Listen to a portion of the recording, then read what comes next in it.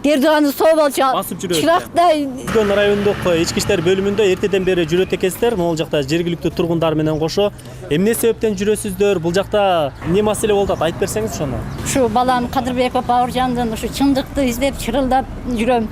Ушу балам жалган жерден ушу неме ушу органдын адамдары камап салышты. Качан? Бул 8 күнү. 8 май күнү. Анан кийин ушу себеп балам ушу активист катары блогер болуп, ушу магазиндерди текшерип, иштеп жүрөт эле блогер болуп, просрочный немелерди текшерип. Сурок өтүп кеткен азык-түлүктөрдү. Ошол жерден эки жаран балама күч колдонуп, бирөөсү жаман сөздөр менен сөгүп, бирөөсү чык машинага эркек болсоң деп күч колдонуп коркутат.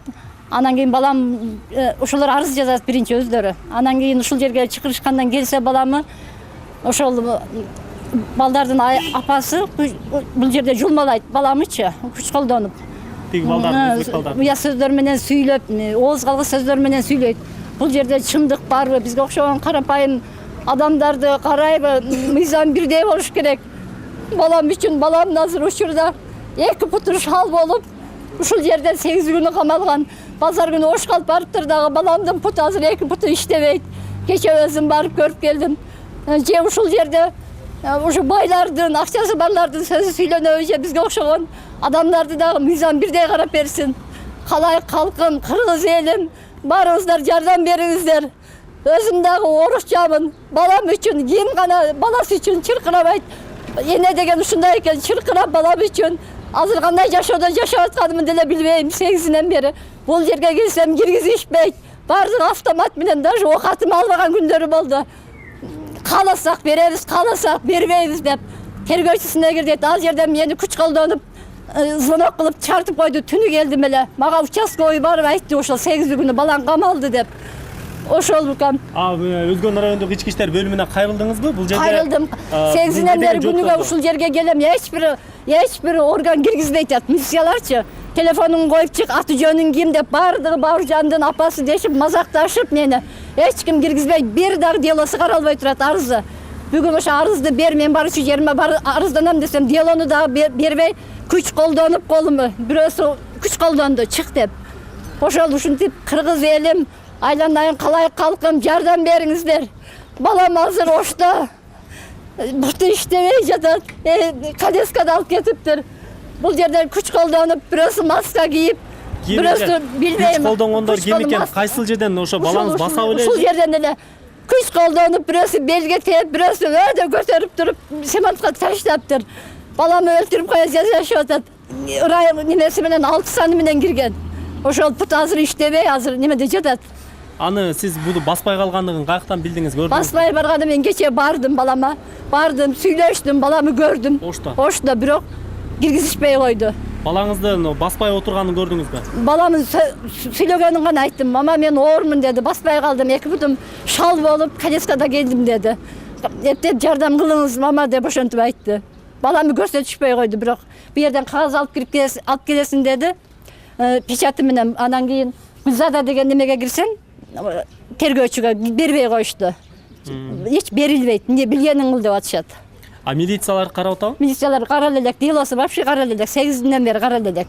Арыз, хотя бы арыздарын да карашпай атат. 2 арызы 2 немеде экен. Ошол укам. Бул балаңыз буга чейин не болуп иштейт эле? Блогер эле? Балам башында бу жерде соода эле кылат болчу, телефон акцияларын сатат эле. Кийин анан ушу блогер болуп, ушу элим үчүн деп иштей баштады эле, блогер болуп. Ошол. Сиз менен ошол бул жерде жергиликтүү тургундар дагы келишкен экен. Ошо Өзгөн районунун Мирзеке айыл өкмөтүнүн тургундары, Ооба. Ошол айылдын тургундары. Эч бир немем жок. 8 күндөн бери чырылдап, ушул жерде жүрөм күнү түнү. Жардам кылып коюңуздар. Маселе каралбай атыр да. Бул жерде жалган неме болуп атат. Бу жерде чындык жок, мыйзам бирдей каралсын. Бул жерден акчасы, булар акча берди дагы, бул ошол неметкендер ошентип туруп каматып таштады баламы. Жалган, чындык жок болуп атат. Каматкандар ким экен эже? Ошол бала менен баланын апасы Адилия деген, Дилия Абды. Бала менен бала Абаржанова. Ошол соода күркөнүн эмеси ээлериби? Жок. Турсунбай ата деген магазиндин ээлери каматышып атат да. Ошол бардыгы бир экен да. Ошо Диля Абакжанова деген мурун адвокат болуп иштеген аял экен. Анын балдары, үкасы 4-өө. Азыр балаңызга ошол эки берене коюптур да, мен билишимем боюнча. Бирөөсү ошол аял адамды тепти деп, а экинчиси ошол бирөөлөрдөн көргөзмөсү турат видео. Ушул жерде кудум ушул жерде болгон аял адам баламы ошол түнү баламын кроссовкасынын өгү жок, шымдары чаң. Даже темпирлери чоюлуп барды. Не болду дедим, жүрөгүм сезип, кынчыла келдиңби десем, жакшы эле мама, эч нерсе болгон жокмун деди. Бу жерде Диля күч колдонгон аябай, бирок эч бир ушул жерде бир да сотрудник, ушул жерде 20дай туруптур, бири да кармап койгон жок. Демек ал аял өзү балаңызды урган. Өзү эле тепкилей берген, жаман сөздөр менен сүйлөй берген, баламы натыйжада кайрадан балаңызды сотко кайра баламы каматып атышат, жалган жерден. Бу жерде азыр акчалуулардын, байлардын гана сөзү болуп атат, өтүп атат. Эмне себептүү болуп атат дейсиз? Ушунчалык балаңыздын ушундай бирөөлөрдүн өчөшүшү. Бул жерде өчөшүүлөр бар. Ушу жерде органдын адамдары гана өчөшүп, ал жакты кармап да койгон жок, бир дагы сөзүн эметпейт. Неме мыйзам бирдей болуп камаш керек алардычы. Бу жерде ушул бүт мына органдын адамдары кылып атат. Орган адамдарды атат. Далилдер барбы? Далилдер бар. Мисалы, эмне себептен орган адамдары мындай кадамга барат деп ойлойсуз? Булар мурун баламы дагы тоношкон. Мурун органдын адамдары күч колдонгон, курткасын туткан, кол телефонун алган, машинасын. Блогерлик ишин жүргүзүшү. Блогерде мурун ошондой кылган, анан товарларын тоногон декабрдын 7-синде. Ошондон кийин булар өчүгүшүп, булар азыр ошол бүт органдын адамдары ошол жак болуп камап коюп атышат. Демек балаңыз ишкердүүлүк жүргүзгөн. Ал товарын ким тоногон? Ушул жердеги менттер талаган, алардын бардыгын билем. 3 сотрудник. Балаңыз сотко бергенби? Сотко берген, бирок эч бир каралбады. Немесичи, ошко чейин барды Демек каралбады. ошондон улам өчөшүү пайда болду. Ошондон өчөшүү болду дагы. Булар ошон үчүн бардыгынын немелери бар дагы, ошон үчүн камап таштады баламы. Урматтуу көрөрмандар, бул жерде азыр ошол жабырлануучулардын улуу урматтуу президент, ушул видеону көрүп атсаңыз жардам кылыңыз. Сооронбай Шарипович, мен балам үчүн укугун коргой алам, жардам бериңиздер. Мен барам, Бишкекке чейин барам, мен президентке чейин барам. Балам чындык үчүн күрөшөм мен. Бул жакта жергиликтүү тургундар да келген, азыр пикирлерин берип көйсөк, азыр эмне себептен бул жакка турасыздар, келдиңиздер, кимди колдоп келдиңиздер? Адилеттүүлүк орнобой атабы, кандай болду? Адилеттүүлүк такырлуу орнобой атат. Мына видеодо так маалымат турат, мисалычы, бала тараптанчы. Буну кайра наоборотунан алып коюп атпайбы буларчы? Ушу чындык жок да, мындайча айткандачы. Чындык жок болгон үчүн жергиликтүү сиздер кошуналарсыздар. Кошуна айылдашпыз. Ошого келдик биз колдогону. Адилет чечим болсун деп атайын келдиңиздер. Канча адам эртеден бери келип топтолду бул жакка? Биз вообще-то көп келгенбиз, 12 эле келгенбиз. Бир 50ден ашык адам келгенбиз. Нааразычылык менен келгенбиз. Аз кеч болуп калды, аз кетип калыштı. Көпчүлүгү баягы иш убактысы да азырчы. Ошо менен кетишкен азыр. Ошо адилеттикти издеп жүрөбүз. Башкы талабыңыздар адилеттик издөө. Ооба. Бул айылдын тургундары, бир 10дон ашык тургундары бар экен, азыр бул жерде турат. Булардын башкы талабы адилеттүүлүк. Ушул маселе адилет каралсын, чын каралсын деген пикирин айтып, бул эжебизге колдоо көргөзүп, эртеден бери жанында жүрүшөт экен.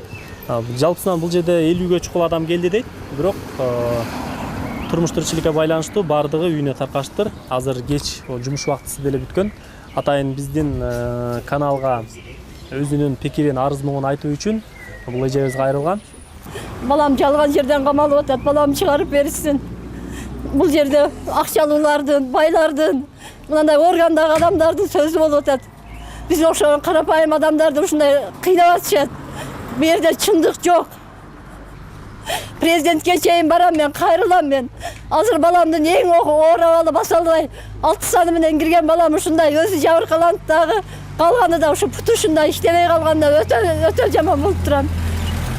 Милиция кызматкерлери балаңыздын путу иштебей калгандыгы боюнча эмне деп жооп беришти? Айтып атасыздарбы? Жалган деп атышат, видеодон көрүп атат, басып эле жүрөт. Балаң жап-жакшына кайда дейт, эртең менен эле кирдим мен. Балаң бардыгы көрүнүп турат, эч нерсе болгон эмес дейт. Бирок баламдын азыр акыбалы оор.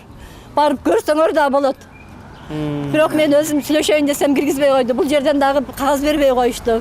Көрбөйсүң, барып бербейбиз деп. Балаңыз сизге айтты, коляскада отурам. Коляскада отурам деди. Милициялар айтып атат, со деп. Бирок өзү айтты.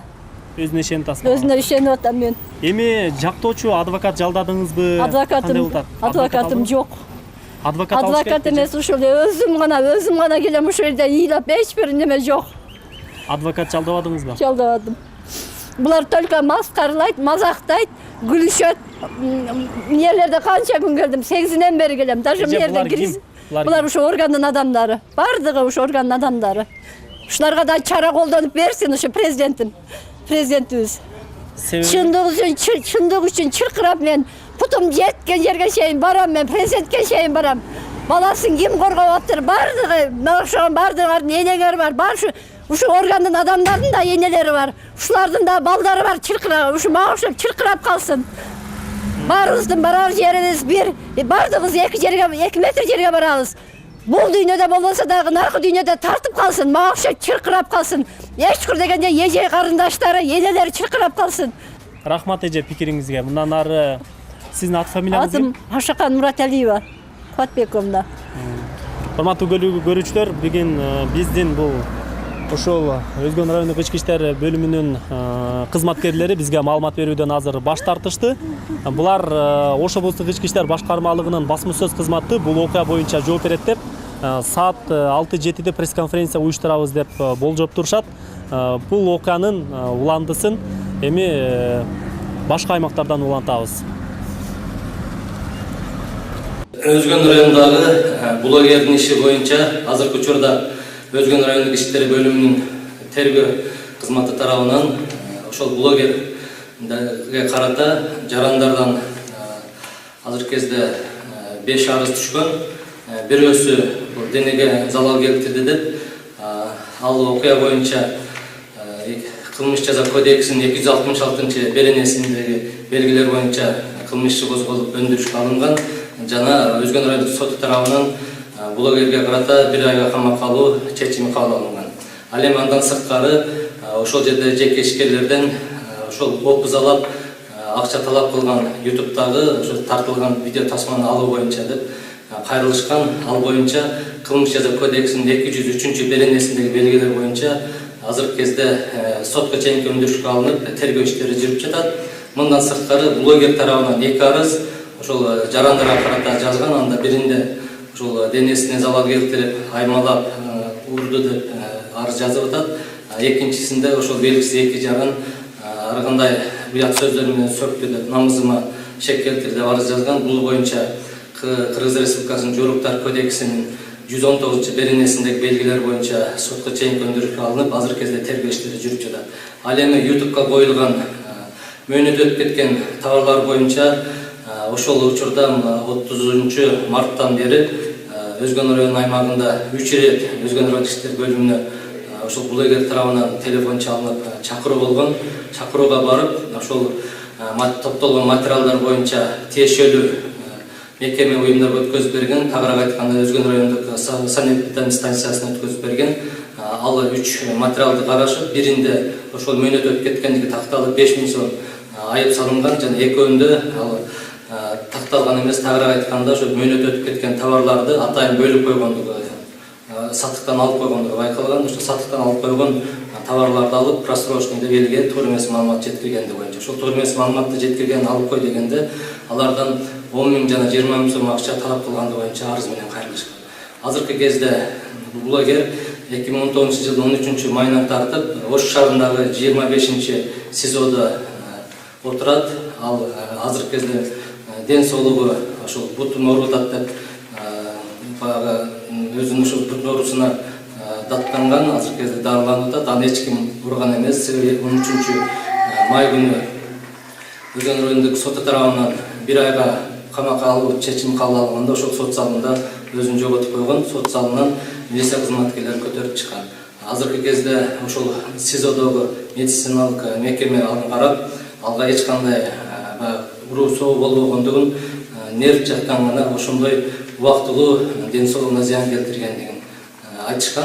Ошол менде бүтүн боюнча ал эми милициялар тарабынан күч колдонулду деген бул маалымат чындыкка жатпайт. 27